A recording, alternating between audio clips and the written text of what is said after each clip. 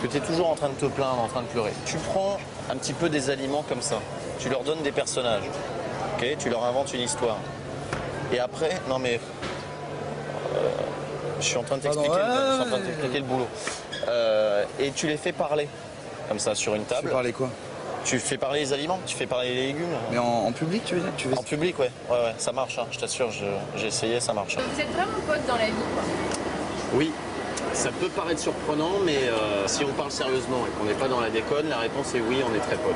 Mais on aime bien jouer, ce petit jeu de on se déteste. Ah oui, c'est pas drôle, les gens qui s'aiment, c'est pas rigolo. Et donc, là par exemple, tu dis, oh non, cette patate, elle est timide, parce qu'elle rougit, tu vois.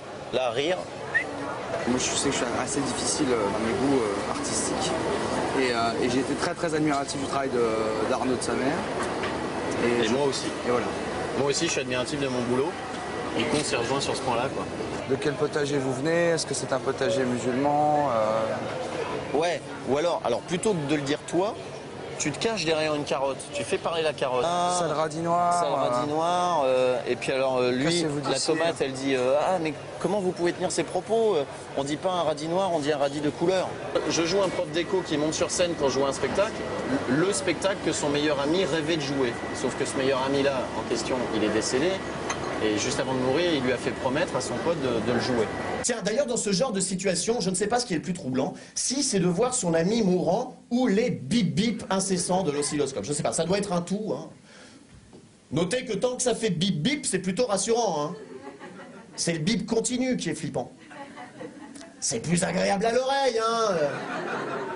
Mais ce qu'il implique est vachement plus violent. Et je prends en otage le public en disant, en gros, si vous ne rigolez pas, si vous n'appréciez pas ce spectacle, vous êtes des beaux salopards. C'est pas un peu un potager, si, il a un certain âge. Ça fonctionne. Mais s'il y va, tous les potiront. Et alors là, t'amènes un potiron. Voilà, tu vois, le monsieur, il va écrire un sketch là. On travaille là, avec monsieur, 2 carottes. Il va écrire un sketch avec 2 carottes. Vous pouvez pas tracter ni l'un ni l'autre parce que déjà vous êtes obligé de refuser du monde tous les soirs. Oui, ce serait un peu bizarre d'aller tracter et de dire aux gens, vous pouvez pas venir.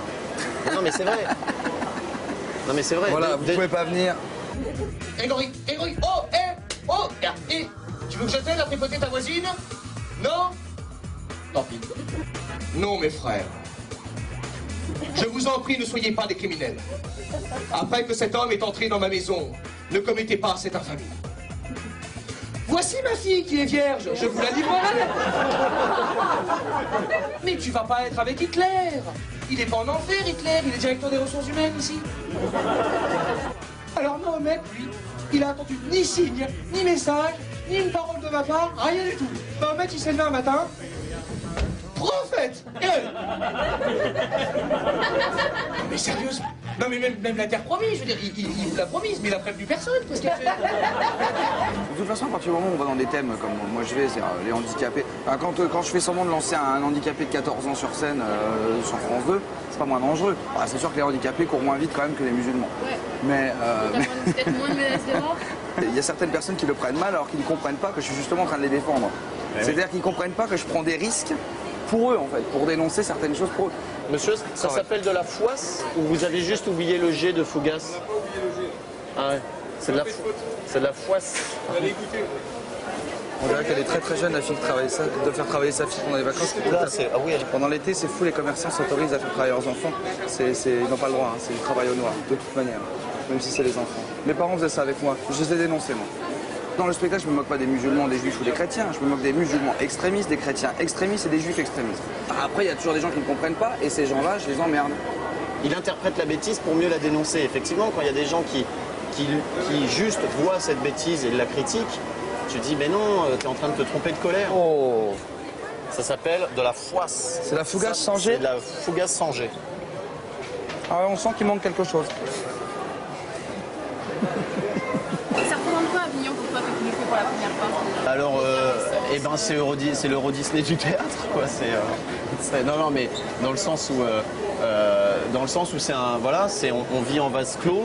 Tout le monde est de bonne humeur, tout le monde est là pour la même chose, c'est-à-dire défendre le théâtre, défendre ses spectacles. Je découvre par exemple une connerie, mais je découvre il y a des codes, on ne recouvre pas l'affiche d'un autre. parce qu'il y a des affiches partout. Tu ne serais pas douté tout seul, ça? Mais non, mais à Paris, tu vois comment ça se passe. Je suis très naïf en fait. Je découvre ça avec beaucoup de naïveté. Bon, ben on va y aller. Hein. Allez. Dis-toi, ça coûte pas très cher dans ce supermarché. Non. Il suffit de poser des questions et tout est gratuit. Moi, j'insulte les gens, mais ça marche aussi. Ouais.